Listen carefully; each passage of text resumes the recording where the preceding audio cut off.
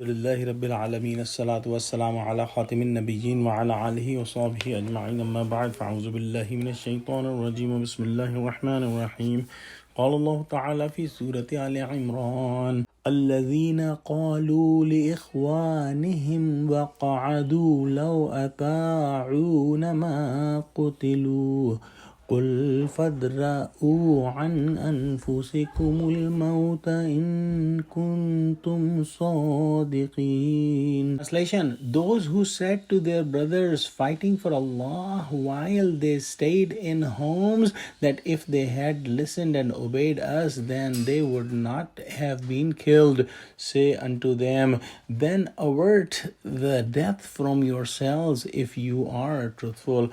In the battle of Uhud, the hypocrites left the battleground and they did not fight, and they showed their cowardness and stayed in their homes with the women, said to the brave soldiers who fought in the path of Allah and who gave their life in the path of Allah, that if they had listened to them and not went to the battleground and did not fight, then they would have been living. Allah subhanahu wa ta'ala says that if staying in homes give you eternal life, then we will see how come you will not eventually die. And we know that Allah subhanahu wa ta'ala has made a system in this world that every person has to die. Every person who is living will be dead one day. So if this is the fact and one have to die in their home, why not fight in the path of Allah and like brave men take the fight with the enemies of Allah and give their life in the battlefield as the believers did in the battlefield of Uhud.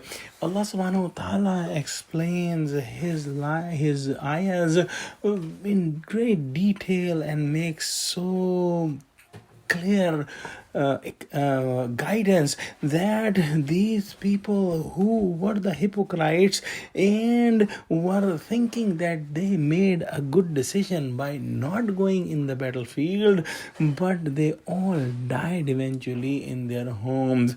However, those who died in the path of Allah will have a sort of eternal life, as we will inshallah study in the next ayah. And this is great reward from Allah, that if somebody is dying in the path of Allah and those who died in their homes, they will not have any of the blessing.